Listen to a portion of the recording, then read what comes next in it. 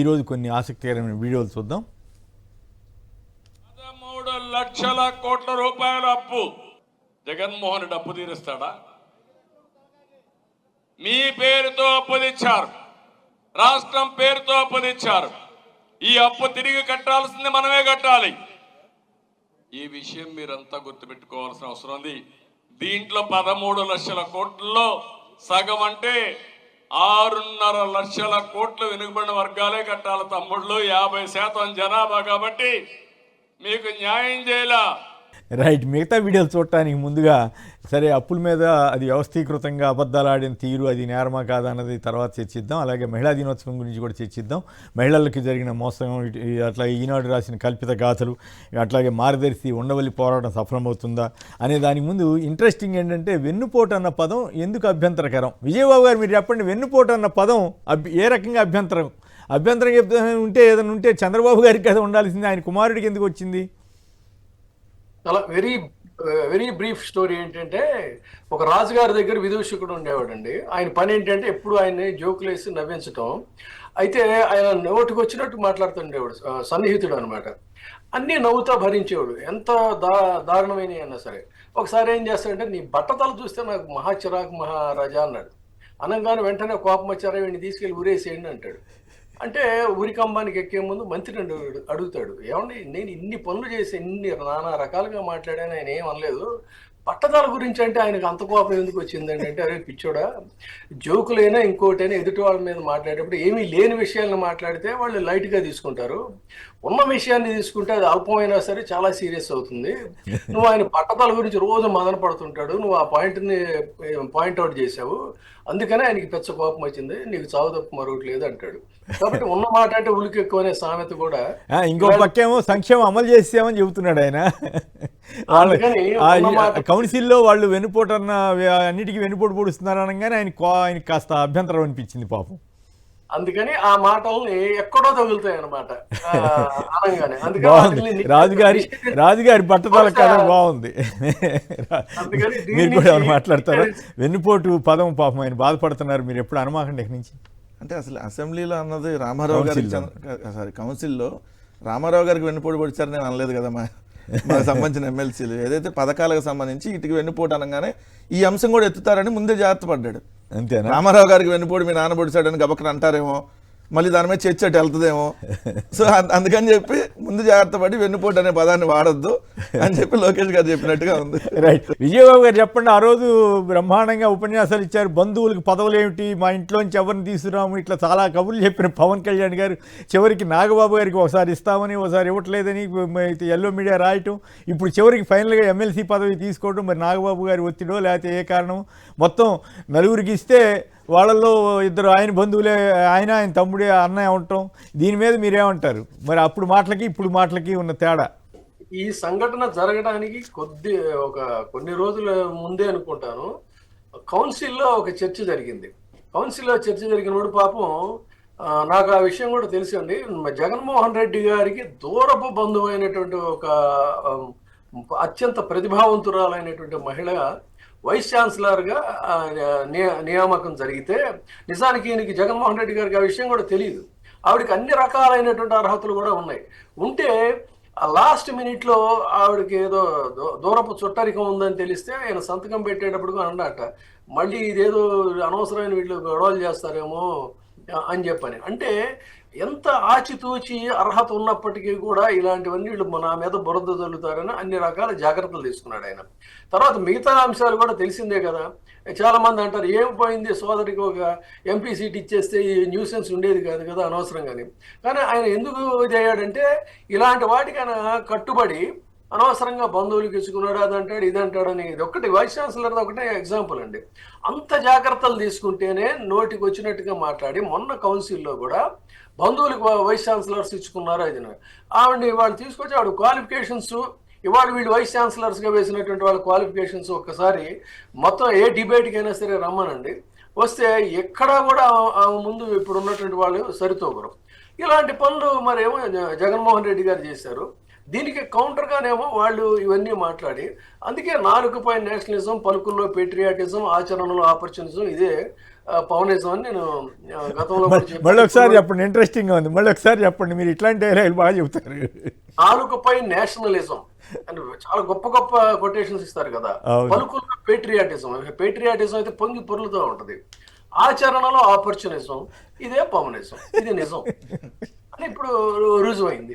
ఇందాక ఆయన అంబటి రాంబాబు గారు అన్నట్టుగా నిజానికి కొనతాల రామకృష్ణ ఎంత సీనియర్ మ్యాన్ అండి ఆయనకి ఇవ్వచ్చు. తర్వాత వీరతాళ్ళు వేసుకొని ఇదైపోయినటువంటి బొలిసెట్ లాంటి వాళ్ళు చాలా మంది ఉన్నారు, వాళ్ళకి ఇవ్వచ్చు. ఏదైనా ఒక రోల్ పదవి వదిలిస్తే వాళ్ళ ముగ్గురు ఒక ఫోటో కూడా వచ్చిందండి. ఆసక్తికరమైన ఫోటో ఏంటంటే లోకేష్ గారు, మన ఆయన పేరు ఏది, నాదెండ్ల మనోహర్ గారు, నాగబాబు గారు, ముగ్గురు కలిసి వెళ్తున్నారు. ముగ్గురు వారసులు ఢిల్లీలో. దాని మీద ఇంట్రెస్టింగ్ విషయం ఏంటంటే వారసత్వ రాజకీయాలకు వ్యతిరేకంగా వచ్చిన తెలుగుదేశం, జనసేనలు ఈ రెండు కూడా వారసత్వాలకి ఎట్లా ఇస్తున్నాయి అనేది ఇంట్రెస్టింగ్గా వ్యాఖ్యానం అనమాట. ఓకే, కంప్లీట్ చేయండి సార్. సో అదే ఇప్పుడు జగన్మోహన్ రెడ్డి గారు చేసిన పనులు, ఇప్పుడు వీళ్ళు చేస్తున్నటువంటి పనులు, జరిగినటువంటి ప్రచారం, ఇవన్నీ ఆర్థిక అంశాలు కానీ, రాజకీయ అంశాలు కానీ, నియామకాలు కానీ, వీటన్నిటినీ కూడా ప్రజలు ఇవాళ ఒక్కసారి నిశితంగా ఆలోచించాలండి. ఆలోచన చేస్తున్నారు. అయితే ఆలోచన చేయటమే కాదు, అందులో ఒక చైతన్యం కూడా రావాల్సినటువంటి అవసరం అయితే ఖచ్చితంగా ఉంది. రైట్. నాగబాబు గారికి ఇవ్వటం మీద ఆయన బంధువులకి అసలు పదవులేంటని మంచి ఉచ్చస్వరంతో మాట్లాడిన పవన్ కళ్యాణ్ గారు ఇప్పుడు ఇంకొక వీడియో కూడా మాట్లాడారు సార్. మోడీ గారు నేను ఆదర్శంగా తీసుకుంటాను, అది కూడా మోడీ గారిని ఆదర్శంగా తీసుకుంటే అసలు ఎక్కడ బంధుప్రీతి అనేది దగ్గరకు రానిచ్చని చెప్పి ఇంకో వీడియోలో కూడా మాట్లాడారు. ఎట్లాంటి అసలు కోకళ్ళు ఉంటాయి. ఒక్కో సినిమాలో ఒక్కో డైలాగ్ ఎట్ట చెబుతాడు, ఒక్కో రోజు ఒక్కొక్కటి మాట్లాడతాడు. ఇప్పుడు సేమ్ మళ్ళీ తీసుకొని వచ్చి నాగబాబు గారికి మొత్తం మీద డ్రామా జరిగింది. నాగబాబు గారి ఇష్యూలో మొదటేమో మంత్రి కంటే ముందు సార్ మొట్టమొదటేమో టీటీడీ చైర్మన్ అన్న, టీటీడీ చైర్మన్ తర్వాత రాజ్యసభ తర్వాత మొన్నటిదాకా ఎమ్మెల్సీ ఇచ్చి మంత్రి. మధ్యలో ఈ ఎమ్మెల్సీకి సంబంధించి అనౌన్స్ చేసే ముందు రోజు ఈనాడు రాసింది ఆయన ఎమ్మెల్సీ వద్దంటున్నాడు, కార్పొరేషన్ చైర్మన్ పవన్ కళ్యాణ్ వద్దన్నాడు, కార్పొరేషన్ చైర్మన్ ఇస్తారు. ఎవరన్నా ఎమ్మెల్సీ మంత్రి వద్దని కార్పొరేషన్ చైర్మన్ తీసుకుంటారు అని రాసింది. తెల్లారే పత్రికల్లో రాశారు. అదే రోజు వీళ్ళు డిసైడ్ చేసి అనౌన్స్ చేస్తారు. మరి చెప్పి చేశారా చెప్పకుండా చేశారో తెలియదు. కాదు ఈ రాష్ట్రంలో ఒకటి జరుగుతుంది సార్. తండ్రి ముఖ్యమంత్రి, కొడుకు మంత్రి, అన్న ఇప్పుడు తమ్ముడు మంత్రిగా ఉన్నాడు, మళ్ళీ అన్న మంత్రిగా రాబోతున్నాడు, బాబాయ్ ఏమో రాష్ట్ర మంత్రిగా ఉన్నాడు, అబ్బాయి ఏమో కేంద్ర మంత్రిగా ఉన్నాడు, రాము అన్నాడు. అంటే కుటుంబంలో చూడండి, ఇప్పుడు మంత్రుల్లో కూడా తండ్రి ముఖ్యమంత్రి, కొడుకు మంత్రి, మళ్ళీ ఇప్పుడు అన్న మంత్రి, తమ్ముడు మంత్రి ఒకే క్యాబినెట్లో. సో మరి బంధుప్రీతి కుటుంబ క్యాబినెట్ కాకుండా ఏ క్యాబినెట్ నడుస్తుంది? 24 మందిలో 4 ఒకే కుటుంబాలకు సంబంధించినటువంటి అన్నదమ్ములు, తండ్రి కొడుకులు ఉంటే మరి దాన్ని కూడా వాళ్ళు సమాధానం చెప్పాలి కదా. రైట్. ఇక మిగతా వీడియోలు కూడా చూద్దాం. ఆర్టీసీ బస్సుల్లో ఉచిత ప్రయాణ సౌకర్యం ఏమో, నేనే డ్రైవర్ని, సేఫ్ డ్రైవర్ని. మీరు బస్సు ఎక్కితే ఒకటే చెప్పండి, మా చంద్రన్న చెప్పాడు, నేను ఏ ఊరికి పోవాలన్నా నువ్వేం అడగడానికి వీల్లేదు, నేను పని చేయాలంటే పలానూరికి పోతా, పుట్టింటికి పలానూరికి పోతా, నాకు ఇచ్చిన హక్కు చంద్రన్న అని గట్టిగా చెప్పండి. చాలా మంది మహిళలు ఎమ్మెల్సీ గారు మేము తిరుపతి వెళ్దాం అనుకుంటున్నాం, అన్నవరం వెళ్దాం అనుకుంటున్నాం, మరి మాకైతే ఇప్పటికి వచ్చి ఉచిత బస్సు సౌకర్యం కల్పించలేదు. మీరు మరి రేపు అసెంబ్లీకి వెళ్తారు కాబట్టి అధ్యక్షుల ద్వారా లోకేష్ గారిని మహిళలందరూ గౌరవ ఎమ్మెల్సీ గారి దగ్గరికి వెళ్ళి మాకు అన్నవరం వెళ్ళాలి, తిరుపతి వెళ్ళాలి, బస్సు లేదు అన్నారని. యాక్చువల్ గా అన్నవరం, తిరుపతి బస్సులు ఇస్తామని చెప్పలేదు అధ్యక్ష. ఏ జిల్లాలో మహిళలకి ఆ జిల్లాలో వెళ్ళడానికి, అంతేగాని విజయనగరం నుంచి అన్నవరం వెళ్ళడానికి, విజయనగరం నుంచి తిరుపతి వెళ్ళడానికి బస్సులు ఇస్తామని మేము చెప్పలేదు అధ్యక్ష. ఉచిత బస్ ప్రయాణం మహిళలకి ఉంటుంది ఖచ్చితంగా, కానీ మీరు ఇక్కడ నుంచి వేరే జిల్లాలో వెళ్ళడానికి కాదు అధ్యక్ష. అంతర్జాతీయ మహిళా దినోత్సవం సందర్భంగా శుభాకాంక్షలు తెలియజేస్తున్నాను. అదే సందర్భంలో కొంతమంది రాజకీయ దివాళా నాయకులు మహిళల ఎక్కువ బిడ్డలు కరెంట్ అని చెప్పేసి పిలిపిస్తున్నారు. అంటే మహిళలు పరిశ్రమల ఉత్పత్తి సాధనాలా? ఇంత దివాళా రాజకీయాలు మాత్రం మేము తీవ్రంగా ఖండిస్తున్నాం. అలాగే ఈ వ్యవస్థీకృత హత్యలకి, హింసలకి మహిళలు బలిపశులు అవుతున్నారు. అందుకే వ్యవస్థీకృతంగా పోరాటం సాగించడంలో ముందంజ వేయాల్సిందిగా మహిళలకు పిలిపిస్తా ఉన్నాను. రైట్. పరోక్షంగా మరి చంద్రబాబు గారి పేరు ఎందుకు ప్రస్తావించలేదో కానీ ఆయన ఉత్తరాదిలో జనాభా పెంపుదల మీదే కదా ఆయన మాట్లాడింది. పెంపుదలని చంద్రబాబు గారు ఏమంటారంటే ఉత్తరాది రాష్ట్రాల వాళ్ళు దేశాన్ని కాపాడుతున్నారని అన్నారు. బీహార్, ఉత్తరప్రదేశ్ రాష్ట్రాలు ఎక్కువ మంది జనాభాతో ఈ భారతదేశాన్ని కాపాడుతున్నారంట. అంతకుముందు అదే ఉత్తరప్రదేశ్, బీహార్ దేశాన్ని నాశనం చేస్తున్నాయి, వాళ్ళకే ఎక్కువ ఆదాయం వెళ్తా ఉంది, మనం ఎక్కువ ఆదాయం మన దగ్గర నుంచి ఎక్కువ ట్యాక్సులు తీసుకుని కేంద్రం వాళ్ళకి ఎక్కువ ఇస్తుందని చెప్పిన చంద్రబాబు గారు ఏంటో మరి అసలు రెండోది ఎక్కడైనా జనాభా ఎక్కువ ఉంటే వాళ్ళు దేశాన్ని కాపాడుతున్నారని చెప్పిన మొట్టమొదటి ముఖ్యమంత్రి. జనాభా తగ్గించాలి అని చెప్పి ఎవరైనా చెప్తారు. ఇప్పుడు జనాభా తగ్గుదల చేయమని ఒకప్పుడు చంద్రబాబు నాయుడు చెప్పారు. మళ్ళీ ఇప్పుడు చూడండి ఉత్తరప్రదేశ్, బీహార్ ఈ దేశాన్ని కాపాడుతాయి అంట. రెండు దేశాన్ని అంటే ఆంధ్రప్రదేశ్ ముఖ్యమంత్రి రాష్ట్రాలకి విపరీతమైన నష్టం జరుగుతోందని కదా డీలిమిటేషన్ వల్ల. స్టాలిన్ నుంచి అందరూ అదే కదా సార్ అంటే. ఈయనేమో ఇప్పుడు ఉత్తరాది రాష్ట్రాలకు సంబంధించినటువంటి బీహార్, ఉత్తరప్రదేశ్ రెండు దేశాన్ని కాపాడుతున్నాయి అంట. ఆంధ్రప్రదేశ్ ముఖ్యమంత్రి హోదాలో ఉండి ఆ రెండు రాష్ట్రాలు దేశాన్ని కాపాడుతున్నాయి అని మాట్లాడాడంటే ఇంతకంటే దౌర్భాగ్యం నీచుడు ఉండదు సార్. నిజంగా అంతకంటే పెద్ద మాటలు రావు. ముఖ్యమంత్రిగా ఉండి ఆ రెండు రాష్ట్రాలు దేశాన్ని కాపాడుతున్నాయి, ఆడందరూ జనాభా ఎక్కువ ఉన్నారు కాబట్టి జనాభా ఎక్కువ ఉంటే దేశాన్ని కాపాడతారా? ఇది ఎక్కడ సిద్ధాంతం? జనాభా ఎక్కువకి దేశాన్ని కాపాడటానికి అది సంబంధం ఏమైనా ఉందా? ఉదానికి పొంతన కూడా లేదు కదా కొమ్మినేని గారు. రైట్. విజయబాబు గారు మీరు కూడా దీని మీద కామెంట్ చేయండి. దక్షిణాది రాష్ట్రాలకి చాలా నష్టం జరుగుతోంది. 24% నుంచి 19% ఇవి పడిపోతాయట సీట్లు, లోక్సభ సీట్లు. అయితే దాని మీద స్టాలిన్ గారు, ఇప్పుడు రేవంత్ రెడ్డి గారు కూడా ఆయన గుజరాత్ మోడల్ కాలం చెల్లింది, టెస్ట్ మ్యాచ్ మోడల్ అది, మాది T20 మోడల్ అంటూ ఆయన ఏమంటాడంటే దక్షిణాది ప్రాతినిధ్యం తగ్గించి ప్రతీకారం తీర్చుకునేందుకు బీజేపీ ప్రయత్నం చేస్తోంది. ఇక్కడ బీజేపీకి అధికారం లేదు కాబట్టి నియోజకవర్గాల పునర్విభజన ఆ రకంగా జరుగుతోందని ఆయన శిష్యుడే, చంద్రబాబు గారి శిష్యుడు అంటే ఆయనేమో ఉత్తరాది రాష్ట్రాలను పొగుడుతున్నారు. ఆంధ్ర, తెలంగాణకి, తమిళనాడుకి వీటికి నష్టం జరుగుతూ ఉంటే ఒక్క ఉత్తరప్రదేశ్లోనే ఎంత 48 సీట్లు ఎంత పెరుగుతాయట. 80 నుంచి 108 అంట. బీహార్లో 40 నుంచి 70 అట. వాటి మీద మాట్లాడడానికి కూడా ఎందుకు చంద్రబాబు గారు వెనుకంజ వేస్తున్నారంటారు? వాస్తవానికి ఉత్తరాది పెత్తనం ఎక్కువైపోయింది దక్షిణాది మీద అనేటువంటి దీన్ని గతంలో ఇప్పుడు ఉన్నటువంటి డిప్యూటీ సీఎం పవన్ కళ్యాణ్ గారు కూడా చాలా వీరావేశంగా మాట్లాడినటువంటి సందర్భం కూడా నేను గుర్తు చేస్తున్నానండి. ఈ డిస్పారిటీ అనేది ఎప్పటి నుంచో వాళ్ళు సాగిస్తున్నారు.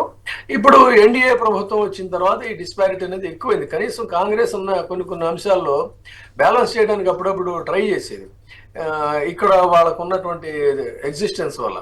కానీ వీళ్ళు మరీ అడ్డగోలుగా వెళుతున్నటువంటి పరిస్థితి. దీని మీద స్టాలిన్కి నిజానికి అన్ని రాష్ట్రాలు సౌత్లో ఉన్నటువంటి వాళ్ళు మద్దతు ఇవ్వాలి. కానీ బహుశా కర్ణాటక, ఇటు తెలంగాణ ఈ రెండు ఏదన్నా కొంచెం ముందుకు కదలొచ్చు. కానీ ఆంధ్రప్రదేశ్లో అసలు ఆ ఊసే ఎత్తే పరిస్థితులు వాళ్ళకి అసలు జాతీయ స్థాయిలో కానీ రాష్ట్ర ప్రయోజనాలు కానీ ఏం జరిగినా కూడా వాళ్ళకి అనవసరం అధికారాన్ని అడ్డగోలుగా అనుభవించడం అనేటువంటిదే ప్రాతిపదికగా పెట్టుకున్నారు. కాబట్టి ఈ అంశాలన్నీ వాళ్ళకి మొన్న ఎంపీల మీటింగ్ జరిగినప్పుడు చాలా విస్పష్టంగా జగన్మోహన్ రెడ్డి గారు ఈ అంశాన్ని కూడా నియోజకవర్గాల విభజన మీద కూడా మీరు గళవెత్తాల్సినటువంటి అవసరం ఉంది. ఇది ఇటు విశాఖ ఉక్కుతో పాటు తర్వాత డీలిమిటేషన్ గురించి వీటన్నిటి గురించి ఆయన దిశానిర్దేశం చేశారు.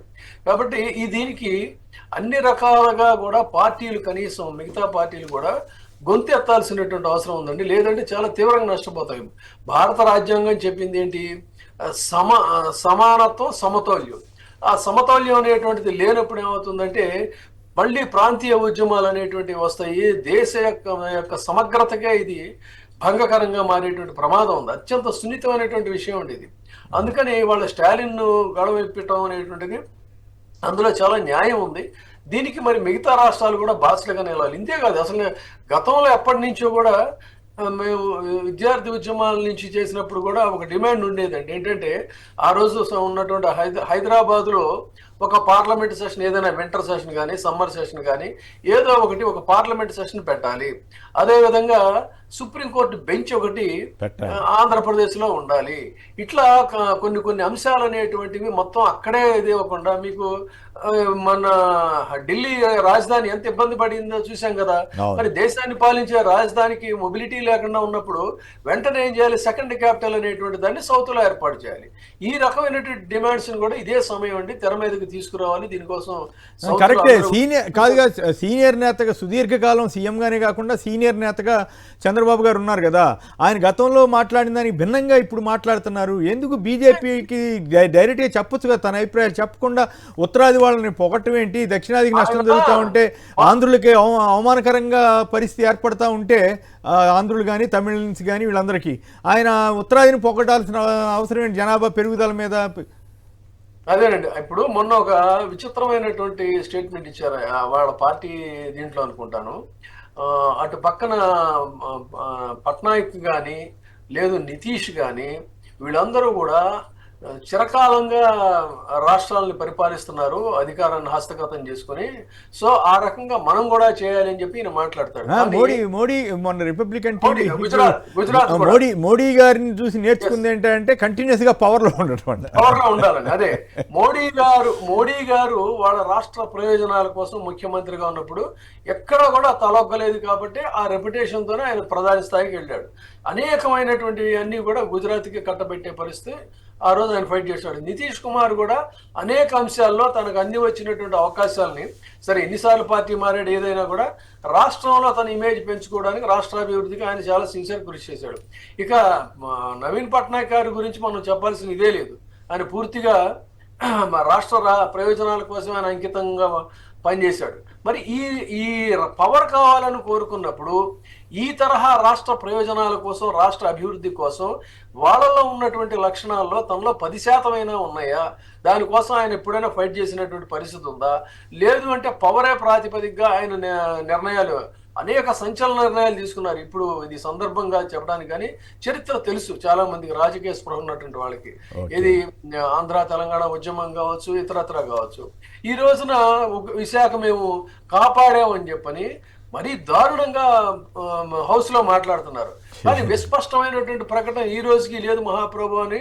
అక్కడ వాళ్ళేమో రోడ్ల మీద కూర్చొని వాళ్ళు ఆందోళన చేస్తుంటే ఇంత హిపోక్రసీ అవసరం అండి? రాష్ట్ర ప్రయోజనాల కోసం చరిత్రలో నిలిచిపోవాలనేటువంటి ప్రయత్నం ఏ నాయకుడైనా చేయాలి. అంత వయసును పరిణితి చెందినటువంటి ఇది సుదీర్ఘ రాజకీయ అనుభవంలో ఆయనే ఒకసారి కాదుగా, మొన్న లోకేష్ గారు ఒక మాట అన్నారు కౌన్సిల్లో, ఎవరో షరతులతోటి మేము ఎక్కడ సపోర్ట్ చేయట్లేదు, వాళ్ళు ఎవరు అన్నారు మీ మీదే కదా కేంద్రం ఆధారపడి ఉందంటే, నో అట్లా మాట్లాడొద్దు, మేము పూర్తిగా బేషరతుగా ఇస్తున్నాము, అసలు మీరు అట్లాంటి మాటలు మాట్లాడొద్దు అంటే నాకు ఆశ్చర్యం వేసింది. ఎందుకు అంతగా భయపడుతున్నారా? లేకపోతే ఇప్పుడనే కాదు కొమ్మినేని గారు, 2019లో ఓడిపోయిన తర్వాత కూడా మహానాడులో మేము కేంద్రానికి బేషరతుగా మద్దతు ఇస్తున్నాం అన్నాడు. అప్పుడు దా తిట్టిన అతను ఇమీడియట్ గా, ఇప్పుడంటే సరే పొత్తులో ఉన్నారు కాబట్టి ఆల్రెడీ దీంట్లో ఎన్డీఏలో భాగస్వాములు కానీ ఇప్పుడు అంటాం వేరు. అసలు అప్పుడే అన్నారు మేము బేషరతుగా కేంద్రానికి మద్దతు ఇస్తున్నాం అని చెప్పి. అదే జగన్మోహన్ రెడ్డి గారు భాగస్వామిగా మీరు ఉండుండయా బాబు అని వాళ్ళు పదే ఎన్నిసార్లు అడిగినా కూడా మేము రాష్ట్ర ప్రయోజనాల కోసం అంశాల వారి మద్దతు ఇస్తాం తప్ప ఆ పని చేయమని చెప్పని ఈయన చెప్పాడు. ఇక్కడేమో పూర్తిగా వాళ్ళు భాగస్వామిగా ఉండి కూడా దీని గురించి మాట్లాడలేని పరిస్థితి. ఎంత అసలు అడుగునా కూడా రాజకీయంగా దుష్ప్రచారం సాగించారండి చెప్పాలంటే. రైట్. ఆంథోని రెడ్డి గారు హైదరాబాద్ నుంచి. ఆంథోని రెడ్డి గారు నమస్కారం, మాట్లాడండి సంక్షిప్తంగా. సార్, ఇది నిన్న ఎక్స్పోజ్ అయింది కదా అదే అప్పుల మీద. ఇప్పుడు వైఎస్ఆర్సీపీ ఏం చేస్తుందని కనీసం కోర్టులో కేసు వేయగలుగుతారా వీళ్ళు? మీరు భలే పాయింట్ రేజ్ చేశారు. నేను కమింగ్ అప్ లో పెట్టింది కూడా ఇది. ఆర్గనైజ్డ్ అబద్ధాలకు నేరం కింద వస్తాయా రావా అన్న దాని మీద చర్చ జరగాలి. మరి వీళ్ళు కేసు వేస్తారో లేదో మళ్ళీ ఆ చర్చ వచ్చినప్పుడు మాట్లాడిద్దాం మిత్రమా. మరొకరు హలో, వీరబాబు గారు పర్చూరు నుంచా? పత్తిపాడు వీరబాబు గారు నమస్కారం, మాట్లాడండి సంక్షిప్తంగా. రైట్. ఇక మరి కొన్ని వార్తలు కూడా చెప్పిన తర్వాత చర్చలోకి వెళదాం. చంద్రబాబు అంటుకో చల్లిన బురద, జగన్ ప్రభుత్వం నిర్వాహకంతో మరో శ్రీలంకగా రాష్ట్రం. శ్రీలంకను ఏపీని దివాలా తీయించారు చంద్రబాబు. ఇట్లా ఎన్ని అప్పుల మీద ఎన్ని అబద్ధాలు ఆ రోజులో ఈనాడు, ఆంధ్రజ్యోతి, చంద్రబాబు గారు వీళ్ళందరూ కలిసి ఆడినటువంటి అబద్ధాలు. 1 కోటి మంది డ్వాక్రా మహిళలకు డోకా, శ్రీనిధి బ్యాంకుపై కూటమి కన్ను అంటూ మహిళా దినోత్సవ రోజున ఇందాక చూసాం కదా ఆర్టీసీ బస్సు ఉచిత ప్రయాణం మీద. అసలు దీనికి కూడా డబ్బులు ఇవ్వలేదు, అది వేరే విషయం. బట్ ఎన్ని రకాలుగా మాటలు మారుస్తుంది. అట్లాగే ఆడబిడ్డ నిదా ఇంకోటి అది ఆడబిడ్డ నిధి కింద డబ్బులు ఇవ్వకపోవటం ఇట్లాంటివన్నీ ఇప్పుడు మిత్రులు మాట్లాడతారు.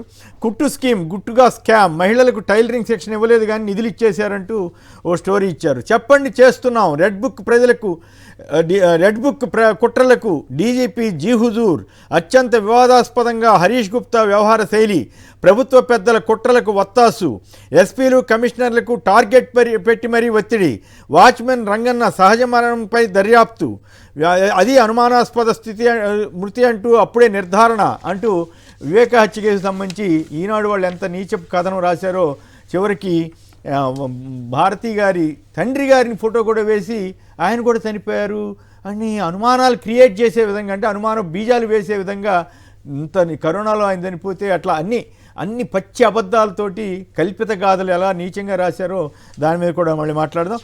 ఇదేంటంటే మార్గదర్శి కేసులో వచ్చి ఉండవల్లి వాదన, అలాగే నిన్న కిరణ్ గారు బంధువు ఎవరికో 192 కోట్లు లబ్ధి చేసే విధంగా హంద్రీనేవా పనుల్లో కాంట్రాక్ట్ వచ్చిందని సాక్షి రాసింది కదా, ఆ కోపం, అలాగే ఇక ఎట్లాగో తెలుగుదేశానికి ఇబ్బంది లేకుండా చూడటం కోసం డైవర్షన్, ఇవన్నిటికి నేపథ్యంలో అంత చెత్తరాసి రాసి వాళ్ళ పరువు వాళ్ళే తీసుకున్నట్టుగా నాకైతే అనిపించింది. మరి విజయబాబు గారును మన వెంకటరెడ్డి గారు వాళ్ళు తర్వాత వాళ్ళ అభిప్రాయాలు దాని మీద తీసుకుందాం.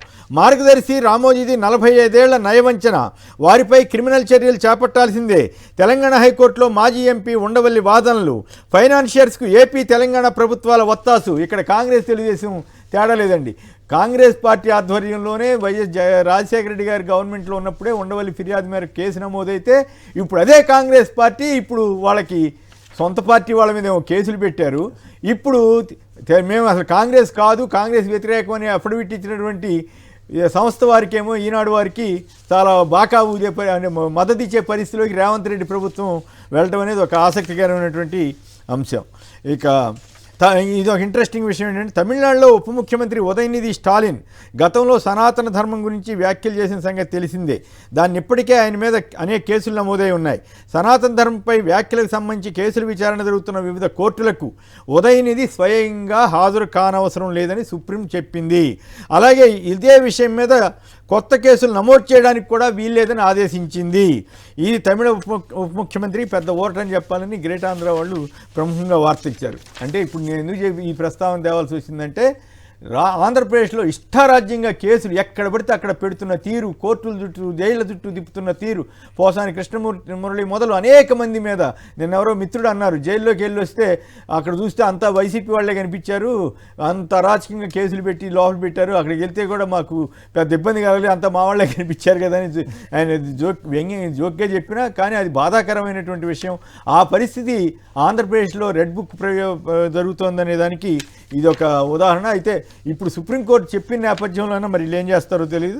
ఇక అప్పులపై కట్టుకథలు, అసెంబ్లీలో బట్టబయలు, జగన్ పచ్చ మీడియా చల్లిందంతా బురదే, 14 లక్షల కోట్లు 10 లక్షల కోట్లు అంటూ తప్పుడు ప్రచారం, 23-24లో 49 నాటికి 49,91,734 కోట్లే నేను తేలిందని స్వయంగా పయ్యావుల కేశవ్ గారు ఇచ్చినటువంటి సమాధానం.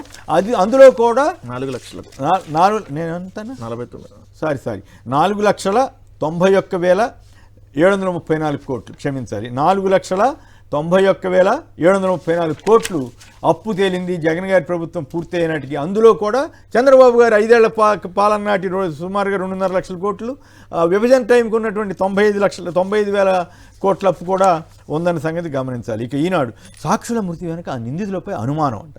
చూడండి ఆ కోణంలో సమగ్ర దర్యాప్తు చేస్తున్నామంట. ఈనాడు టీవీతో వైఎస్ఆర్ జిల్లా ఎస్పీ అశోక్ కుమార్ ఆయన చూడండి ఆయన రెడీగా ఉన్నారు అందుకోసం. అంత అనుమానాస్పదం అంటే క్రియేట్ చేయడం అనమాట, వీడి సృష్టించడం. చివరికి జగన్ గారి మాంగారు ఫోటో కూడా వేశారు కదా, ఫోటో కూడా వేసి మరి ఇంత అన్యాయంగా రాస్తున్నారు. మరి ఏం చేస్తారు. వివేక హత్య కేసులో కీలక సాక్షుల మరణాలంట ఇంత దారుణంగా. ఏదో బిల్డప్ బాబాయ్ ఒక ఆయన అప్పుడప్పుడు కొన్ని వాస్తవాలు రాస్తారు. సొంత ఆదాయానికే సర్కార్ గండి, కోల్పోయిన ఆధారం సుమారుగా 800 కోట్లు, గత ఏడాది నవంబర్ నుంచి పునరుద్ధరణ, ఎందుకు ఆపారో ఆపి ఏం సాధించారో, ఆపమని వీళ్ళే రాశారు ఆ రోజుల్లో గనుల శాఖకి సంబంధించి. ఇప్పుడేమో ఎందుకు ఆపారని వీళ్ళే రాస్తున్నారు, అంతే కదా. అంటే వీళ్ళకి పర్పస్ సర్వ్ అయిపోయిందేమో, ఇప్పుడు ఎందుకు రాశారని వీళ్ళు అంటున్నారు. సాక్షి టీవీ ఛానల్ యాజమాన్యంపై కేసు. అదేంటంటే రంగయ్య అని అతను చనిపోయాడు కదా, వాచ్మన్, ఆయన పాపం ఏజ్ కూడా ఉన్నట్టుంది. దాని తోడు ఆయన భార్య వాపోతా ఉంది. అప్పుడు పోలీసులు శుభ్రంగానే చూసుకున్నారు. ఈ కొత్త గవర్నమెంట్ వచ్చిన తర్వాత చాలా ఇబ్బంది పెడుతున్నారు అని దాని మీద ఆ వార్తలు రాసినందుకు సాక్షి ఛానల్ మీద కేసులు పెట్టారు. ఆ రకంగా సాగుతూ ఉంది. ఇక ముందుగా మహిళల ఇష్యూలోకి వద్దాం. మహిళలు కూటమి చేతిలో మోసపోయారా విజయబాబు గారు? ఈ టాపిక్ చెప్పే ముందుగా అంతర్జాతీయ మహిళా దినోత్సవం సందర్భంగా మహిళలందరికీ కూడా శుభాకాంక్షలు. మహిళలు మోసపోతే ఆ పరిస్థితి ఎలా ఉంటుందనేటువంటిది సనాతన ధర్మం అని వీరు మాట్లాడుతున్నారు. సనాతన ధర్మం ఏం చెప్తోందంటే, ఎత్ర నార్యస్తు పూజ్యంతే రమంతే తత్ర దేవతాః ఎత్రైతాతు నిరస్యంతే తత శరీరపగచ్చతి అని చెప్తారు.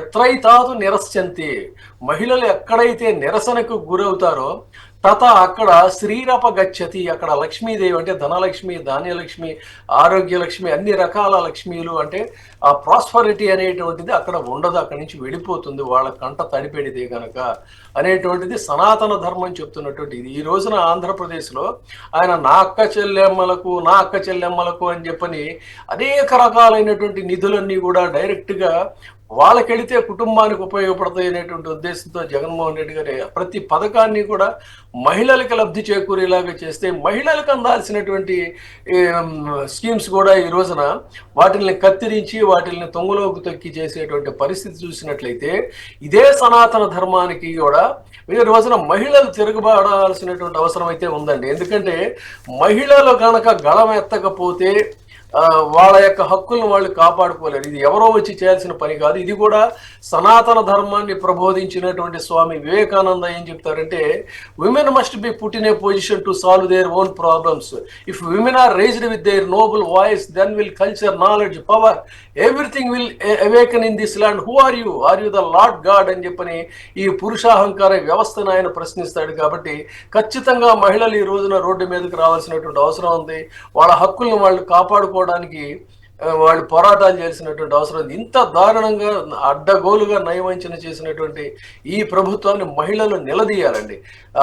ఎక్కడైతే మహిళలు గళమెత్తారో ఆ ప్రభుత్వాలు కుప్పకూలిపోయినటువంటి చరిత్ర కూడా ఆంధ్రప్రదేశ్ దగ్గర నుంచి అనేక రాష్ట్రాల్లో, అనేక దేశాల్లో, అనేక యుద్ధాల్లో కూడా ఈ సత్యం అనేటువంటిది ఉంది.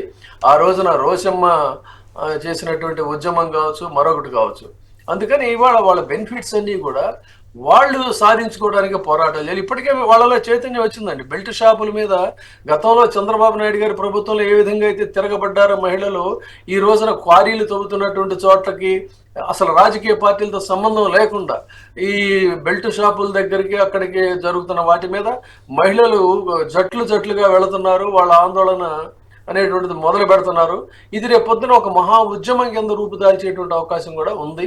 డెఫినెట్గా వాళ్ళ యొక్క అన్యాయాన్ని వాళ్ళు నిలదీసి ప్రశ్నిస్తారండి.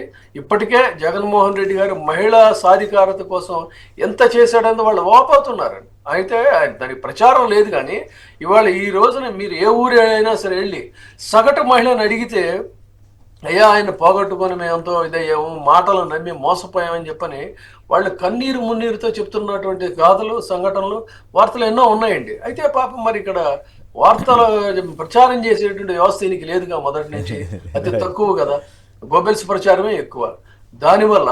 కానీ but they have to pay heavy penalty through women అండి. బాగా చెప్పారు. మీ సంస్కృత శ్లోకాలు వింటుంటే చాలా ముచ్చటగా ఉంటుంది విజయబాబు గారు, అందుకు మీకు ధన్యవాదాలు చెప్పాలి. లక్ష్మయ్య గారు కృష్ణా జిల్లా నుంచి. లక్ష్మయ్య గారు నమస్కారం, మాట్లాడండి. లక్ష్మయ్య గారు హలో. నమస్కారం అండి. నమస్కారం, మాట్లాడండి సార్. గత ప్రభుత్వం మీద 14 లక్షల కోట్లని 10 లక్షల కోట్లని ఇంత దుర్మార్గంగా అబద్ధం చెప్పారు. అవును. మరి సాక్షి పేపర్ ఏదో చిన్న పొరపాటు ఏదైనా రాస్తున్నామో సాక్షి పేపర్ సరినష్టం దావా అంటారు, కేసు అంటారు. మరి ఈనాడు పేపర్ మీద కేసులు కానీ, చంద్రబాబు నాయుడు గారి మీద, లోకేష్ మీద, పవన్ కళ్యాణ్ మీద కేసులు ఉండవు సార్. మరి దుర్మార్గం ఆర్గనైజ్డ్ అబద్ధాలని నేను ఒక పదం చెప్పాను కదా, ఆర్గనైజ్డ్గా అబద్ధాలు ఆడటం అనమాట. అది నేరమా కాదా, కేసు పెట్టచ్చా లేదా అనేది ఇప్పుడు చర్చ జరగాల్సిన పరిస్థితి అయితే ఉంది. మరి ఏం చేస్తారో చూద్దాం. నిజానికి జగన్ గారు సోషల్ మీడియాలో బండబూతులు తిట్టిన వాళ్ళని ఎవరి మీద ఒక కేసు పెడితే ఇంకే ఉంది భావ స్వేచ్ఛ అని చెప్పి ప్రచారం చేసిన చంద్రబాబు గారు ఈనాడు ఇప్పుడు అరాచకంగా కేసులు పెడుతున్నటువంటి తీరు మనం గమనిస్తున్నాం. మరి అబద్ధాల మీద మోసాల మీద ఎన్ని కేసులు పెట్టాలో వాళ్ళ మీద మరి అది మీ ఆలోచన అయితే బాగానే ఉంది. రైట్, మహిళలకి మోసం చేసినట్లయినా కూటమి ప్రభుత్వం ఎట్లా? సార్, ముందుగా అంతర్జాతీయ మహిళా దినోత్సవ శుభాకాంక్షలు మహిళలందరికీ. నిజంగా వంటగది స్థాయి నుంచి అంతర్జాతీయ స్థాయికి ఎదిగినటువంటి మహిళలు, ప్రధానమంత్రిగా ముఖ్యమంత్రిగా చేసినటువంటి మహిళలు ఉన్నటువంటి మన దేశంలో ఈ 9 నెలలుగా చూస్తూ ఉంటే మొన్న సార్ అసెంబ్లీలో సాక్షాత్తు మహిళా హోంమంత్రి ప్రశ్నకు సమాధానంగా చెప్పి ఆడబిడ్డలపై గంటకు 3 అఘాయిత్యాలు, 16,809 కేసులు నమోదైన ఈ కూటమి ప్రభుత్వం వచ్చినాక మొన్న జూన్ నుంచి మొన్న జనవరి వరకు, అంటే 2024 జూన్ నుంచి 2025 జనవరి వరకు 8 నెలల్లో మహిళలపై నేరాలకు సంబంధించి కేవలం ఆంధ్రప్రదేశ్ రాష్ట్రంలో 16,809 కేసులు నమోదైనవి. నమోదు కాని కేసులు ఇంకెన్ని ఉన్నాయో తెలియదు. అంటే ఎంత దారుణమైనటువంటి పరిస్థితులు, ఏది అంతర్జాతీయ స్థాయికి వెళ్ళినటువంటి మహిళలు ఉన్నటువంటి మన దేశంలో ఏ విధమైనటువంటి పరిస్థితి ఉందనడానికి ఈ 9 నెలలుగా జరుగుతున్నటువంటి ఇది ఒకటి ఎగ్జాంపుల్. సరే, ఆంధ్రప్రదేశ్లో అధికారంలోకి రావడం కోసం ఈ కూటమి ప్రభుత్వం ఇందాక మీరు యాడ్లేసి చూపించారు, ఏది అన్నవరం వెళ్ళాలన్న బస్సు ఫ్రీ వీడియో, అన్నవరం వెళ్ళాలంటే వాళ్ళ యాడ్ అది, వాళ్ళ ఎన్నికలకు సంబంధించి చంద్రబాబు కూడా చెప్పారు కదా సార్. చెప్పండి. లోకేష్ అయితే ఇంకా ముందుకెళ్ళి విద్యార్థులందరికీ కూడా ఫ్రీ, ఎక్కడికైనా విద్యార్థులందరికీ ఫ్రీ అని చెప్పి యోగాలో దానికి సంబంధించిన దాంట్లో ఒక విద్యార్థి అడిగాడు, మహిళలకైనా బస్ ఫ్రీ అంటే మాకు విద్యార్థులకు ఎవరా అంటే విద్యార్థులకు కూడా ఫ్రీ అని చెప్పాడు. సో ఈరోజు ఒకరికంటే ఒకరికి ఏదైతే బస్సు ఇచ్చినటువంటి లేదు, సాక్షాత్తు మళ్ళీ మహిళా మంత్రితోనే అదే శాసన మండలిలో చెప్పించారు. ఏమని, అసలు బస్సు ఓన్లీ జిల్లాలకే పరిమితం అని. అది కూడా ఏంటి, మొదటి ఏడాది బడ్జెట్లో లేదు, ఎత్తుకుపోయింది. రెండో ఏడాది బడ్జెట్లో పెట్టాలంటే 2 సంవత్సరాలు లేదు, 3వ సంవత్సరం ఉంటుందో లేదో తెలియదు. చివరి ఏడాది అయితే తూతూ మంత్రంగా ఏదో ఇచ్చే కార్యక్రమం చేస్తారు. 19 సంవత్సరాలు దాటి 59 సంవత్సరాలు ఉన్న ప్రతి మహిళకి ఇంట్లో ఎంతమంది ఉంటే అంతమందికి ఏది నెలకు 1,500 చొప్పున సంవత్సరానికి 18,000, నీకు 18 ఒక్కటన్నా ఈరోజు ఇచ్చిన దాఖలాలు ఉన్నాయా? మళ్ళీ డ్వాక్రా రుణాలు 20 లక్షల రూపాయలు, 20 లక్షలు చంద్రబాబు నాయుడు గారు ఏడన్నా ఇచ్చినటువంటిది దాఖలాలు ఉన్నాయా? కానీ జగన్మోహన్ రెడ్డి గారు మహిళలకి ఏదైతే ప్రతి రంగంలో ఉండాలని చెప్పి కార్పొరేషన్ చైర్మన్ లేనిది, జడ్పీ చైర్మన్ లేనిది, ఎమ్మెల్సీలుగా ఏంటి, అదేవిధంగా మీకు సచివాలయ ఉద్యోగులే దాదాపు 1,00,000 మంది ఏదైతే ఆడపిల్లలే ఉన్నటువంటి పరిస్థితి. మేము డీబీటీ ద్వారా 1,89,519 కోట్లు కేవలం 5 సంవత్సరాల్లో కేవలం మహిళలకి, నాన్ డీబీటీ ద్వారా 94,347 కోట్లు. మీరు చూస్తే అమ్మఒడి ఏదైతే మహిళల అకౌంట్లోనే, ఏదైతే తల్లిల అకౌంట్లో ఇప్పుడు తల్లికి వందనం నీకు 15,000 నీకు మోసం అనే ఉంది తప్ప మహిళల్ని ఒకరికి ఇచ్చినటువంటి పరిస్థితులు. మేము చేయూత, ఆసరా, ఏదైతే ఇళ్ల పట్టాలు 31 లక్షల మంది కేవలం మహిళలకే ఇళ్ల పట్టాలు. సో ఇంటికి మహిళ బాగుంటే కుటుంబం అంతా బాగుంటుందని చెప్పి జగన్మోహన్ రెడ్డి గారు కోరుకుంటే, వీళ్ళు చూడండి ఇష్టం వచ్చినట్టుగా మహిళలకు వాగ్దానాలు ఇచ్చి మోసం చేసినటువంటి పరిస్థితి ఉంది. ఈరోజు కూడా ఏదైతే చంద్రబాబు నాయుడు గారు మరోసారి మోసం చేయడానికి ఏదో తూతూ మంత్రంగా వాళ్ళకి ఏదో చేసేస్తున్నామని చెప్పి ఏం లేదు సార్. పేపర్లో రాస్తారు, ఏదో పబ్లిసిటీ స్టంట్, ఒక్కరికి ఇచ్చిన లేదు. ఎందుకంటే ఇదే వాళ్ళ మీటింగ్ కూడా పెట్టుంటారు, చంద్రబాబు గారి సందేశం కూడా ఆల్రెడీ వచ్చినట్టు పెడతారు సార్. ఎందుకు పెట్టకపోతే ఉండదు, కామన్ గా ప్రభుత్వం అంటే పెట్టాలి కాబట్టి పెడతారు. సో మీరు మరి బడ్జెట్లో పెట్టారు కదా, తల్లికి వందనం 5,000 కోట్లు ఇస్తామని చెప్పి 2024-25 బడ్జెట్లో పెట్టారు. మరి ఒక్కరికి కూడా ఇవ్వలేదు కదా, ఒక్క రూపాయి కూడా ఇవ్వలేదు కదా. మళ్ళీ ఇప్పుడు బడ్జెట్లో పెట్టారు, తగ్గించి పెట్టారు. సరే అదైనా ఇస్తారంటే గ్యారెంటీ లేనటువంటి పరిస్థితి. సో ఈరోజు మహిళలు ఆంధ్రప్రదేశ్ రాష్ట్రంలో ఒక పక్క పథకాలు లేవు, వాళ్ళకు వచ్చేయన్నీ ఆగిపోయి ఉన్నాయి. సో 2 బయటికి వెళ్తే ఈరోజు పిల్లలు చూసాం సార్. మొన్న మచ్చుమరిలో 8 నెలలు అయింది బాలిక, ఇప్పటికీ శవం దొరకనటువంటి పరిస్థితి, ఇంక వదిలేసుకున్న పరిస్థితి. ఇలాంటి దారుణమైనటువంటి సంఘటనలు సుగాలి ప్రీతికి కళ్యాణ్ గారు విపరీతమైన ప్రచారం చేశారు, ఇంతవరకు లేదు. పైగా ఆ పేరు ఎవరో పేరు పెట్టారని చెప్పి గోరంట్ల అటువంటిప్పుడు మరి మీ గవర్నమెంట్ ఏమో పవన్ కళ్యాణ్ గారు అన్నిసార్లు మాట్లాడిన అసలు కేసే పెట్టలేదు కదా. కింద చెప్పినట్టు ఆయనే చెప్పాలి. ఇప్పుడు విజయబాబు గారు ఇందాక అన్నారు, ఈ సనాతనే చెప్పాలి మహిళల గురించి అన్నట్టుగా. ఇక పవన్ కళ్యాణ్ గురించి మనం ఎంత తక్కువ మాట్లాడుకుంటే అంత మంచిది. రైట్. ఇక మార్గదర్శిపై ఉండవల్లి పోరాటం సఫలమవుతుందా? ఏమిటి తాజాగా వచ్చినటువంటి సమాచారం కానీ ఇవన్నీ కూడా మీకు ఏమనిపిస్తుంది విజయబాబు గారు? ఇది ఉభయ ప్రభుత్వాల యొక్క నైతిక బాధ్యత అండి. అంటే చిన్న దొంగతనము లేకపోతే ఇంకేదో అవకతవకలు జరిగితేనే దాని మీద ప్రభుత్వం బాధ్యతాయుతంగా వ్యవహరిస్తుంది. అటువంటిది ఇంత దారుణంగా ఒక పెట్టుబడిదారీ వర్గానికి సంబంధించి బహిరంగంగా అందరికీ కూడా తెలిసినా కూడా రెండు ప్రభుత్వాలు కూడా ఒత్తాసు పలకటం అనేటువంటిది ఇంత అన్నట్టు కూడా ఇది పైగా ఒక అపవిత్రమైనటువంటి కాంబినేషన్. అక్కడ ఉన్నదేమో కూటమి ప్రభుత్వం, తెల్లారు లేస్తే రాహుల్ గాంధీని నోటుకు వచ్చినట్టుగా అక్కడ కించపరుస్తూ ఉంటారు. అటువంటిది రాహుల్ గాంధీ మా నాయకుడు అని చెప్పుకునేటువంటి ప్రభుత్వం కూడా వీళ్ళ భావజాలానికి అనుగుణంగా, కూటమి భావజాలానికి అనుగుణంగా ఇక్కడ వ్యవహరించడం చాలా అన్యాయం. సో దీని మీద సుదీర్ఘంగా ఒంటరి పోరాటం చేస్తున్నటువంటి ఉండవల్లి అరుణ్ కుమార్ని అయితే నేను ప్రత్యేకంగా అభినందిస్తున్నాను. ఒక వ్యక్తి పోరాటం ఎప్పుడు కూడా ఒక శక్తి పోరాటంగానే మారుతుంది, అందులో ఇది లేదు. అయితే ప్రస్తుతం అంశం అనేటువంటిది కోర్టు పరిధిలో ఉంది కాబట్టి కోర్టు ఆల్రెడీ తీర్పు రిజర్వ్ చేసింది.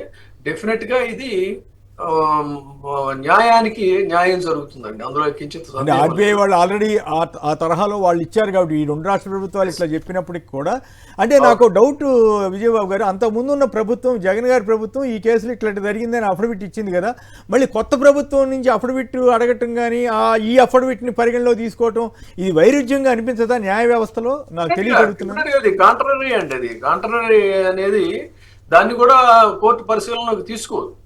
ప్రభుత్వాలు మారినంత ప్రభుత్వాలు మారినంత మాత్రంలో వ్యవస్థ మారడానికి వీల్లేదు కదా, చట్టం చట్టమే.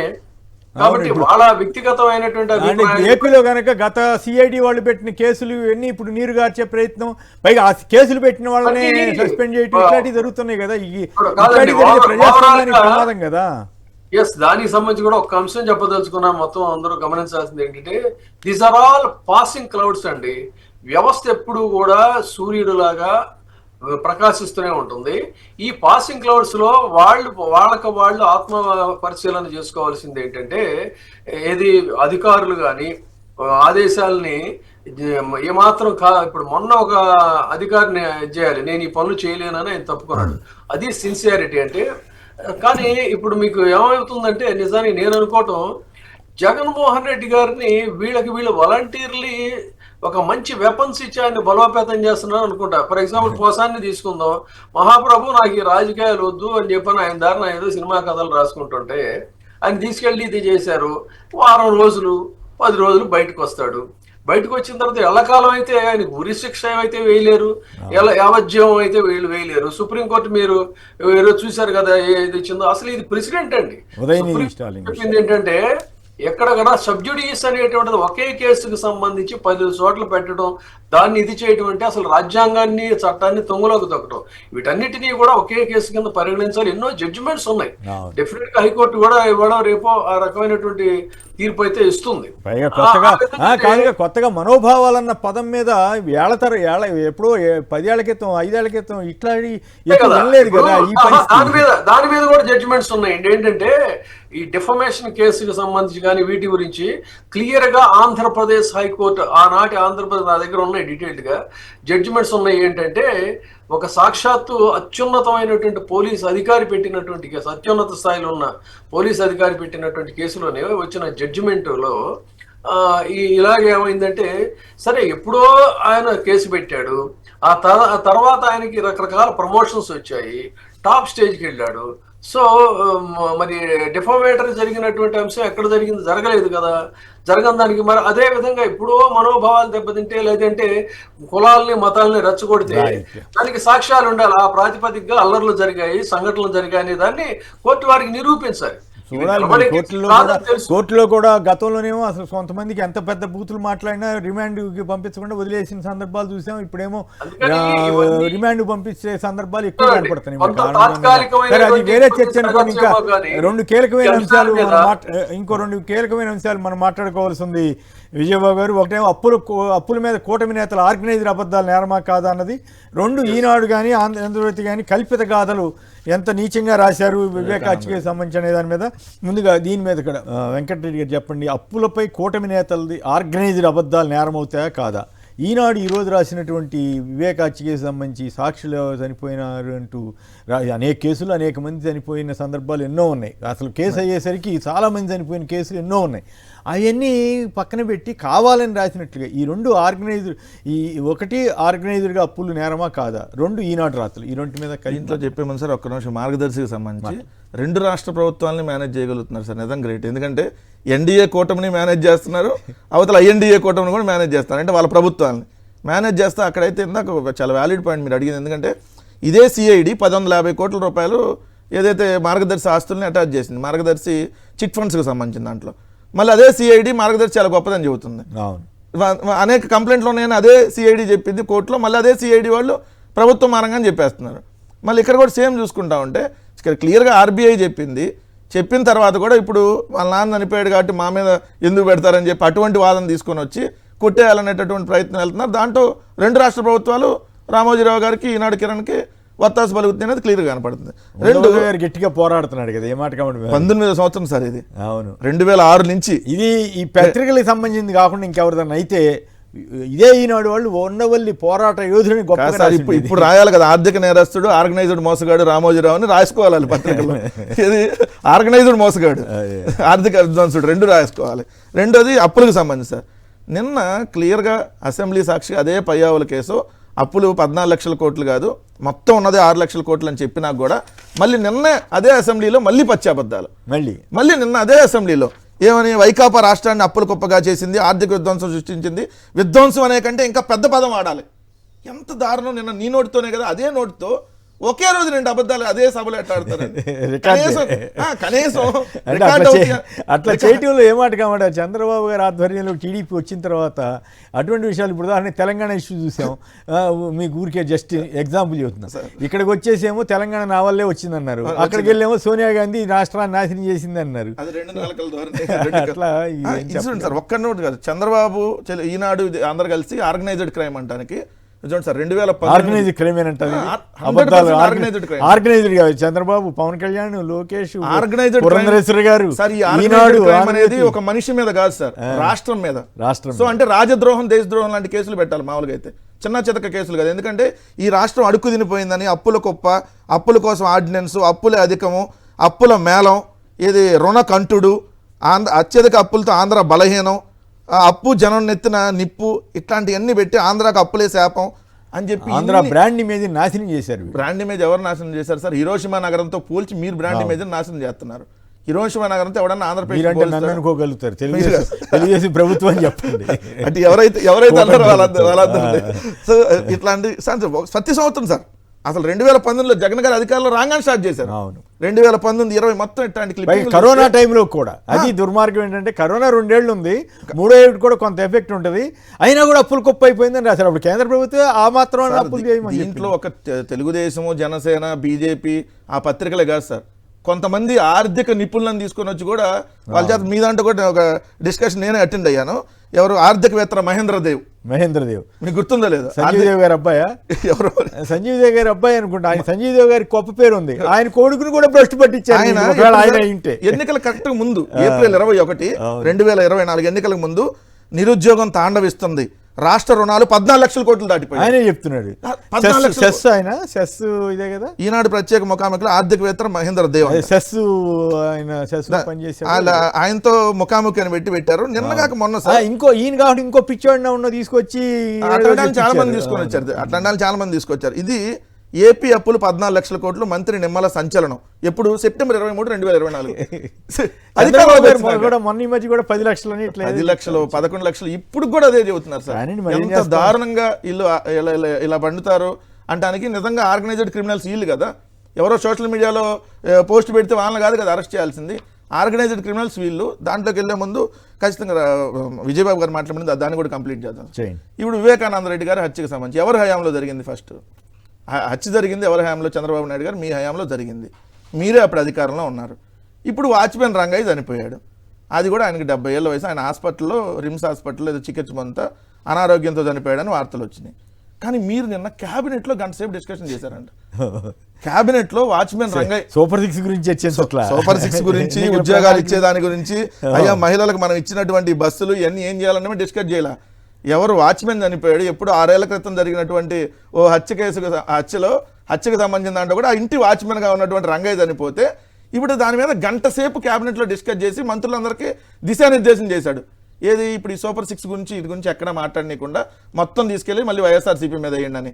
అట్లా ఈ భారతమ్మ గారి తండ్రి గారు గంగిరెడ్డి గారి మీద కూడా వీళ్ళు మనుషులైనా సార్ నిజంగా అసలు మనిషి పుట్టకు పుట్టేవాడు అట్లాంటి రాస్తారండి వార్తలు. వాళ్ళ ఇంట్లో కూడా చాలా బాధ అనిపించింది. అసలు ఎంత దారుణం. గంగిరెడ్డి గారు అంటే అసలు ఎంత మంచి పేరండి. ఆయన మీద కూడా రాయడానికి మనసెట్ ఒప్పింది సార్ ఇట్లా దుర్మార్గులకి. ఇలాంటి దుర్మార్గులు ఇప్పుడు ఇంకొకటి సార్, నేను సాక్షిలో నిన్న 192 కోట్లు ఆయనకు బంధువుకి అది వాస్తవమా కదా? వాస్తవం కాకపోతే వాళ్ళు ఖండించవచ్చు, వాళ్ళు వార్త వేయచ్చు.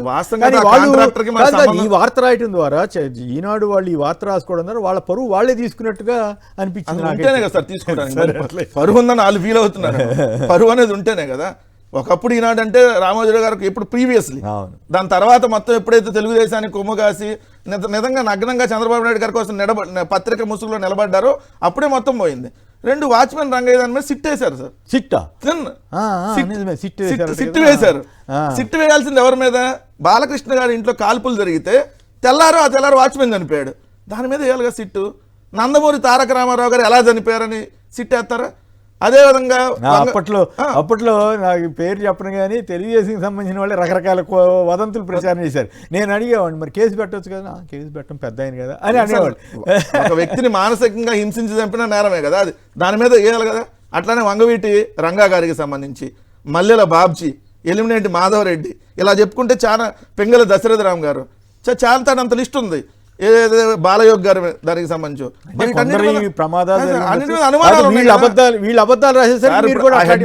హెడ్డింగ్ ఏంటి? అనుమానాస్పదం.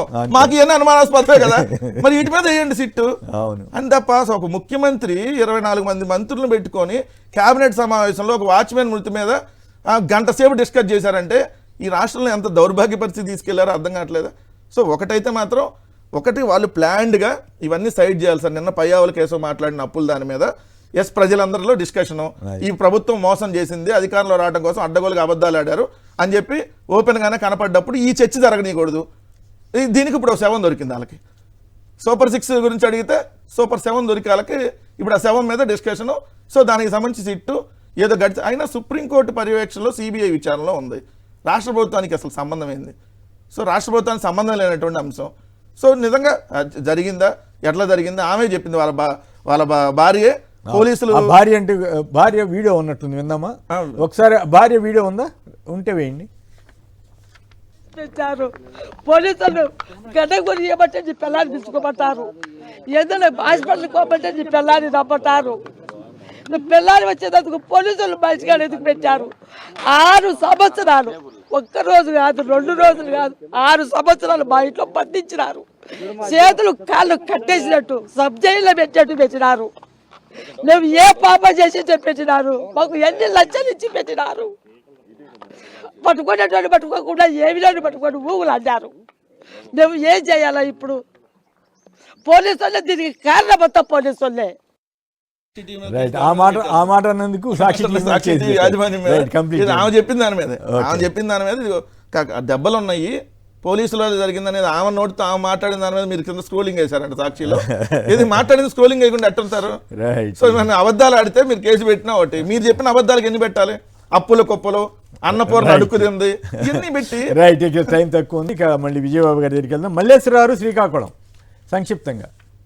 హలో, మీకు అక్కడ ఉన్నటువంటి పెద్దలకి నమస్కారం. మాట్లాడండి సార్. నమస్కారం. మాట్లాడండి సార్. నమస్కారం అండి. మీకు అక్కడ ఉన్నటువంటి పెద్దలు విజయబాబు గారికి నేను మీ ద్వారా, సాక్షి ద్వారా వైఎస్ఆర్ కాంగ్రెస్ పార్టీకి ఒక రిక్వెస్ట్ చేస్తున్నానండి. అది ఏంటంటే ఇప్పుడు ఈ ఆర్గనైజ్డ్ అబద్ధాలు చెప్పారు కదా వీళ్ళందరూ. అవును, వీళ్ళ మీద తప్పకుండా హైకోర్టులో కేసు వేయాలండి.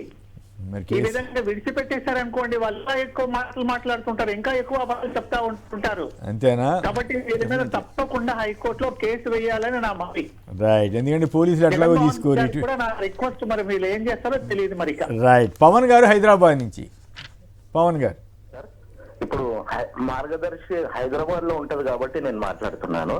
హలో, మాట్లాడండి దయచేసి, అభ్యంతరకరంగా కాకుండా. అంతకుముందు జగన్ గారు అధికారంలో ఉన్నప్పుడు కేసీఆర్ గారు జగన్ గారు 2 రాష్ట్రాల సఖ్యత గురించి మీటింగ్ అయ్యారు కదా సార్. అప్పుడు కూడా ఘోరంగా దుష్ప్రచారం చేశారు, ఇట్లా అట్లా రాష్ట్ర ప్రయోజనాలు తాకట్టు పెట్టారనేసి. సో మరి ఈ చంద్రబాబు గారు అధికారంలో వచ్చినాక రేవంత్ రెడ్డి చంద్రబాబు ఇక్కడ కలిశారు కదా, అంటే ఇవన్నీ ఇట్లా చేద్దామని ఆర్గనైజ్డ్ గా ప్లాన్ చేస్తున్నారా సార్ కూర్చున్నప్పుడు వీళ్ళు? మరి మనం ఏం చెబుతాం, రైట్, ఓకే, అదొకటి. కంప్లీట్ చేయండి తొందరగా. అదొకటి. అయితే ఇప్పుడు ఏపీలో అవుతున్న ఆర్గనైజ్డ్ చేస్తున్నారు కదా సార్ అబద్ధాలు. మేము తెలంగాణలో ఇక్కడ నుండి గమనిస్తున్నాము, మాకే ఒక విచిత్రంగా ఇది బీహారా యూపీ అర్థం అవ్వట్లేదు. అయితే వీళ్ళు కూడా వైఎస్ఆర్ పార్టీ వాళ్ళు కూడా ఒక పద్ధతి ప్రకారంగా స్ట్రిక్ట్ గా కేసులు పెట్టాలి సార్, కేసులు పెట్టినా తీసుకునే పరిస్థితి ఎక్కడ ఉంది? వీళ్ళు తీసుకెళ్ళి అన్ని ఇప్పుడు అంబటి రాంబాబు గారు స్వయంగా నా కూతుళ్ళని ఇంత దారుణంగా అవమానించారంటేనే తీసుకెళ్లి పక్కన పడేశారు. ఇంతవరకు అది తేలా, హైకోర్టు కూడా తేల్చలేదు కదా, ఇంకా తేల్చిందా? తేల్చలా. మరి దురదృష్టం ఆ రోజుల్లో అయితే టక్క తెల్లారేసరికి కోర్టులోకి వచ్చేసేవి రకరకాలుగా. సరే, ఆ పరిస్థితి వేరు. రైట్, విజయబాబు గారు చెప్పండి, ఒకవైపు అప్పులు అబద్ధాలు, వ్యవస్థీకృత అబద్ధాలు నేరం అవుతాయా లేదా? 2 ఈనాడు వాళ్ళు రాసిన ఈ కల్పిత కాదంటారా, నీచమైన రాత అంటారా? ఈ 2 మీద మీ కామెంట్ చెప్పండి. వాస్తవానికి దుష్ప్రచారం అనేటువంటిది మామూలుగా సాగలేదండి, చాలా పెద్ద స్థాయిలో. అంటే సగటు ప్రజలు కూడా ఆ వార్తలు చూసి నిజమే కాబోలు, మన డబ్బులంతా కూడా తీసుకెళ్లి అడ్డగోలుగా ఆయన పనిచేస్తున్నాడు, ఇది శ్రీలంక అయిపోతుంది, లేకపోతే సోమాలియా అయిపోతా ఉంది, ఇంకా అసలు అరాచకం, ఆర్థిక అరాచకం, ఇప్పటికీ వాళ్ళకు నోటెమ్మట మూతపదం అయిపోయిందండి. ఆర్థిక విధ్వంసం, ఒకవైపు ఏమో అడ్డగోలుగా ఆర్థిక విధ్వంసానికి పాల్పడుతూనే ఉన్నారు, మళ్ళీ జగన్మోహన్ రెడ్డి ఆర్థిక విధ్వంసం అనేది ఒక బూచిగా చూపించి వీళ్ళ పనులు వీళ్ళు తీసుకొచ్చేటువంటి ఇదైంది. నిన్న చాలా ఆసక్తికరమైనటువంటి అంశం ఇది, డిసెంబర్ నాటికే ఏకంగా 71,000 కోట్ల రూపాయలు అప్పు చేసినట్టుగా ఆర్థిక మంత్రి స్వయంగా ప్రకటించాడు. 71,000 కోట్లు ఈ కూటమి ప్రభుత్వం. ఎక్కడ 71,000 కోట్లు? 23-24 మార్చి నాటికి ఉన్నటువంటి అప్పులు చూస్తే ఇందాక మన మిత్రుడు చెప్పినట్టుగా 4,91,734.11 కోట్లు ఉంటే ఈ ఆర్థిక ఏడాదికి వచ్చేసరికి అది ఇంత స్థాయిలో పెరిగింది. పైగా వాళ్ళు చెప్పింది ఏంటంటే 5,63,376.96 కోట్లకి పెరిగిందని చెప్పారు. విడిపోయే నాటికి అంటే 24 డిసెంబర్ 31కి ప్రభుత్వం గ్యారంటీ ఇవ్వనటువంటి ప్రభుత్వ రంగ సంస్థలో చేసిన అప్పేమో 90 టైం తక్కువ ఉంది. ఈనాడు రాత్రుల మీద సంక్షిప్తంగా ఇది చాలా వ్యాలిడ్ పాయింట్. అన్ని కలుపుకుంటే కూడా 10 లక్షల కోట్లు లేకపోయినప్పటికీ కూడా 10 లక్షల కోట్లు అప్పు చేశారు. 10 లక్షల కోట్లు అది కూడా చంద్రబాబు గవర్నమెంట్ టైంలో అప్పులు కూడా అన్ని జగన్ గారి ఖాతాలో అవి కూడా అన్ని కలిపి దీని మీద ఇంత అరాచకం చేస్తే ఇప్పుడు న్యాయ వ్యవస్థలో ఎలా ఉంటుందంటే, ఒకటి breach of contract, breach of trust అనేటువంటిది ఉంటుందండి. ఈ బ్రీచ్ ఆఫ్ ట్రస్ట్ అనేటువంటిది తర్వాత మిస్ ప్రాపగేషన్ అంటే ఇప్పుడు వీళ్ళు కొన్ని కేసులు కూడా పెడుతున్నారు వీళ్ళ మీద, దుష్ప్రచారాలు చేస్తున్నారని చెప్పని. ఈ దుష్ప్రచారాలు చేసి ప్రజల్ని తప్పుదోవ పట్టించారనేటువంటి దాని మీద డెఫినెట్గా ఇది కన్స్ట్రక్టివ్గా కేసు ఫైల్ చేస్తే కేసు అడ్మిట్ అవుతుంది. తర్వాత బ్రీచ్ ఆఫ్ ట్రస్ట్, ప్రజల్ని అసలు ఇది జాతీయ స్థాయిలో కూడా ఉద్యమంగా రావాలండి. ప్రజలకి మీరు ఈ రకాల హామీలు ఇచ్చారు. బహుశా కొన్ని కేసులు గతంలో జయలలిత గారి టైంలోనో కరుణానిధి టైంలోనూ కూడా ఇలాంటి కేసులు పడి మీకు ఈ హామీలు ఇచ్చారు, ఈ హామీలు ఇచ్చి మాకు అమలు చేయలేదు, మమ్మల్ని వంచారు, మేము నమ్మి ఓటేసామని చెప్పని, అది బ్రీచ్ ఆఫ్ ట్రస్ట్ కిందకి వస్తుంది.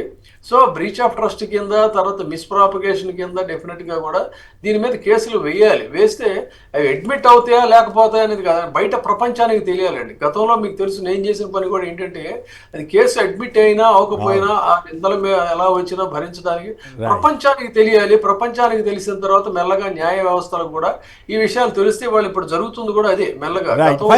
ఫైనల్గా ఈనాడు మీద కామెంట్ చెప్పండి. అది ఈనాడు వాళ్ళు అంత ఘోరంగా రాశారు కదా, సాక్షులు చనిపోయారు అంటూ అనుమానపు బీజాలు వేయడానికి ప్రయత్నం చేశారు కదా, మీకేమనిపిస్తుంది? ఇప్పుడు కాదండి, రోసయ్య గారు రాజశేఖర రెడ్డి గారు ఉన్నప్పుడే అసెంబ్లీలో స్వయంగా రోసయ్య గారు ప్రకటించింది, ఏనాడు నిజాలు రాయలేదని ఆయనే ఎప్పుడో చెప్పాడు, దశాబ్దాల క్రితమే అసెంబ్లీలో చెప్పిన మాట. కాబట్టి ఈనాడు గురించి వాళ్ళకి రంగయ్య వాచ్మ్యాన్ రంగయ్య హత్య ఏదన్నా జరిగితే దాని మీద ఏం చేస్తారంటే, అసలు ఇవాళ వీళ్ళు ఈ నిన్న ఒక చిన్న ఎగ్జాంపుల్ అండి, మహిళా దినోత్సవం సందర్భంగా గత ప్రభుత్వంలోనేమో హాస్పిటల్లో ఎలుకలు కొరికేసి చంపేసిన పసికందుని ఇప్పుడు బాత్రూంలో ఆరోగ్యంగా ఉన్నటువంటి మహిళా పసికందు, అదే ఫీమేల్ పసికందుని బాత్రూంలో పడి చచ్చిపోయింది. అది పెద్ద వార్త కాదు. అదే జగన్మోహన్ రెడ్డి ప్రభుత్వంలో ఉంటే ఈనాడికి పెద్ద సంచలన వార్త అయి ఉండేది. ఇప్పుడు అసలు అది వార్తే కాదు. కాబట్టి ఇప్పుడు వాళ్ళ వార్త, ప్రధాన వార్త ఏంటి అన్నట్టుదే, ఎంతమంది మహిళలకు ఏం అన్యాయం జరిగినా పర్వాలేదు, కానీ వాచ్మెన్ రంగయ్య హత్య మీద హత్య కాదు మీరు పొరపాటు చెబుతున్నారు. ఆయన మామూలుగా అనారోగ్యంగా చనిపోయాడు. సహజ మరణాన్ని అనుమానాస్పద మృతి కింద వాళ్ళు చేస్తున్నారు. కాబట్టి ఇప్పుడు రంగయ్య మరణమే వాళ్ళకి ప్రధానం. కాబట్టి నేనేమని డిమాండ్ చేస్తున్నాను, వాళ్ళందరినీ కూడా అక్కడికి వెళ్ళి పరిశీలించాలి, నిజ నిర్ధారణ కమిటీ వేయాలి, పోలీసు బృందాలని డిప్లాయ్ చేయాలి, ఒక సిబిఐ దీనికి కూడా వాళ్ళు డిమాండ్ చేయాలి. సో రోజంతా కూడా అసెంబ్లీలో దాని గురించి చర్చించాలి. ఎందుకంటే బేతాళ కథల్లాగా చందమామలో చాలా పాపులర్ స్టోరీస్ ఇప్పుడు ఆంధ్రప్రదేశ్లో జరుగుతున్నది కూడా బేతాళ కథల తరహా ప్రభుత్వ పరిపాలన తప్ప సగటు ప్రజలు, సగటు సమస్యలు, సగటు లా అండ్ ఆర్డర్కి సంబంధించి రక్షణ ఇవ్వక్కర్లేదు. ఎంటైర్ కాన్సన్ట్రేషన్ అంతా కూడా వైసీపీ ప్రభుత్వం దాని చుట్టూ దాన్ని ఎలా అణిచివేయాలనేది. అయితే ఇక్కడ జరుగుతుంది, ఎంత అణిచివేస్తే అంత పైకి లేస్తున్నట్టుగా వీళ్ళేమో జైలుకి వెళ్తున్నారు, మరింత రాటు తేలి మళ్ళీ బయటకు వస్తున్నటువంటి పరిస్థితి. సో అంతిమంగా మరి ఏం జరుగుతుందనేది కాదు కదా, జర్నలిజాన్ని మరింత దుర్మార్గంగా, నీచంగా రాసుకుని వాళ్ళ బట్టలు వాళ్ళే కూడా తీసుకున్నట్లుగా తిరగటం, చివరికి జగన్ గారి మామగారి మీద కూడా అట్లాంటి పనిగట్టుకుని వేశారంటే కరోనాలో నాకు తెలిసి ఆయన కరోనాలో ఇది సర్వీసెస్ కానీ డాక్టర్ వైద్యుడిగా ఆయన చేసినటువంటి